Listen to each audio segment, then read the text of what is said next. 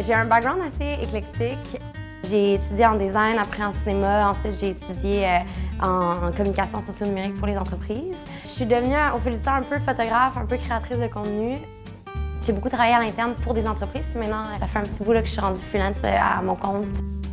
Ça a toujours été quelque chose qui me manquait quand j'allais faire du 9 à 5 ailleurs.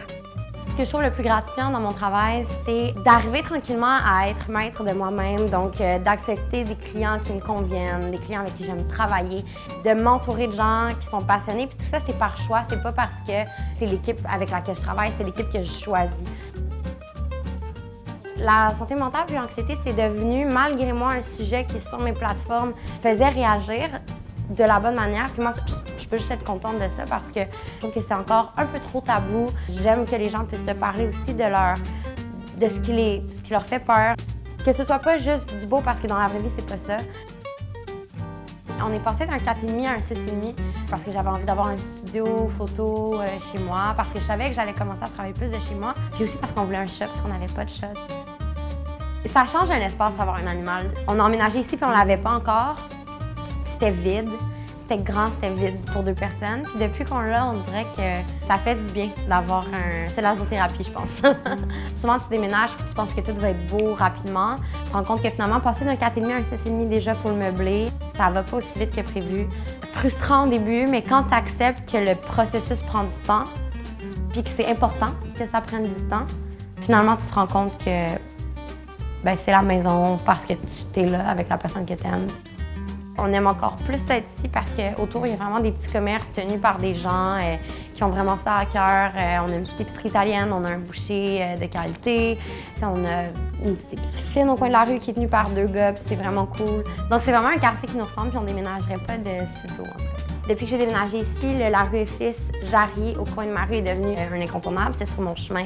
Quand je vais travailler, quand je vais à mes shoots, puis quand je vais travailler dans d'autres cafés aussi. Les gens derrière ça, ils nous parlent, ils ont pas, c'est pas des gens froids. Les gens ici, on est accueillants, c'est vrai, je pense. En tout cas, moi, j'ai des amis presque dans tous les cafés de Montréal. Je peux pas aller travailler dans un café de Montréal sans qu'il y ait des gens qui rentrent puis que je les connaisse puis qu'on passe finalement 1 heure à se raconter nos vies.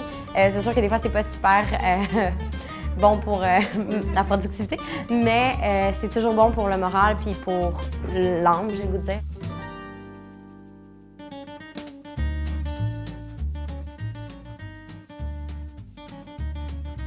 Ah, Montréal, mais Montréal! Puis j'en ai goûté là à New York, là, tu sais, je dis pas ça à travers mon chapeau, là.